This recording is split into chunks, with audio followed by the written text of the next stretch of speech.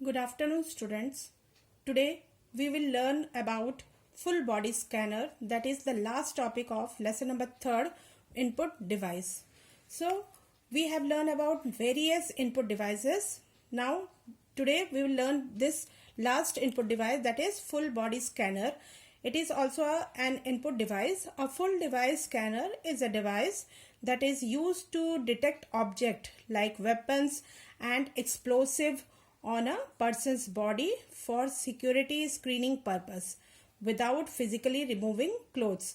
Full body scanner एक ऐसा device होता है जो आपके पर्सन्स के बॉडी के अंदर अगर वो कुछ छिपा कर रखा है, जैसे कुछ एक्सप्लोसिव या कुछ वेपन्स, कुछ हथियार वगैरह, तो उनको ढूंढने का काम ये फुल बॉडी स्कैनर करता है.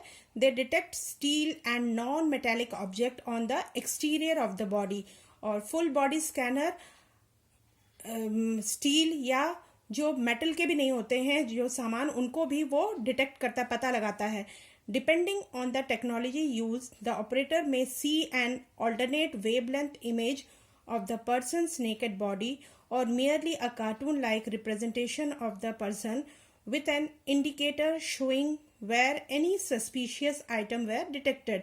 और अगर किसी के शरीर के अंदर या कहीं छिपा कर रखा है किसी ने कोई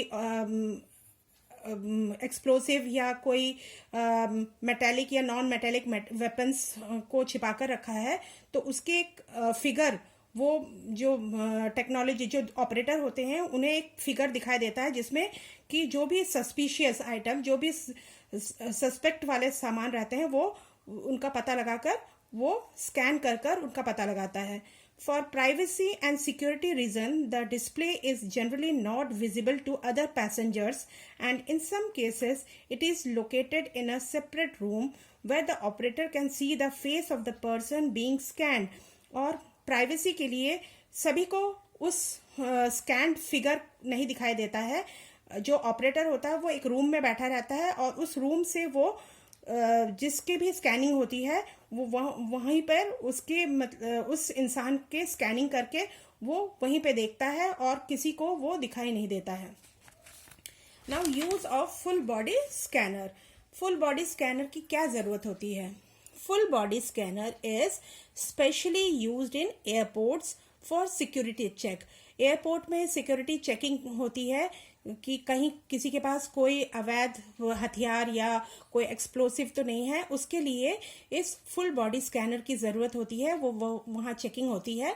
the image on full body scanner is visible like an x-ray where muscles are also visible.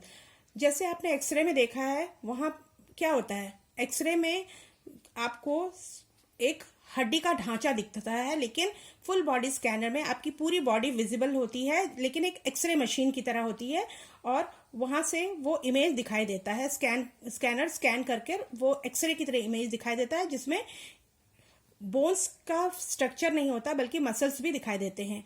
Now a day it is also installed in railway station and subways. आजकल ये एयरपोर्ट ही नहीं, रेलवे स्टेशन और subways में भी इस machine को install किया जाता है और वहां पे सिक्योरिटी चेकअप के लिए इसकी जरूरत होती है. Now what is the benefit of full body scanner? Full body scanner की क्या जरूरत होती है, क्या फायदे हैं? It non metal object can be detected. Metal detector walk-through scanner have an obvious weakness regarding liquid, gel or plastic that could be concealed on the body. Full body scanner में metal और non metal दोनों ही तरह की चीज़ों को detect किया जाता है, लेकिन मेटल डिटेक्टर में सिर्फ मेटल ही डिटेक्ट किया जाता है और कुछ डिटेक्ट नहीं होता है. लेकिन इसके फायदे ये हैं कि इसमें मेटल और नॉन मेटल दोनों ही चीज़ों को ये पता लगाता है. It helps in revealing hidden weapons.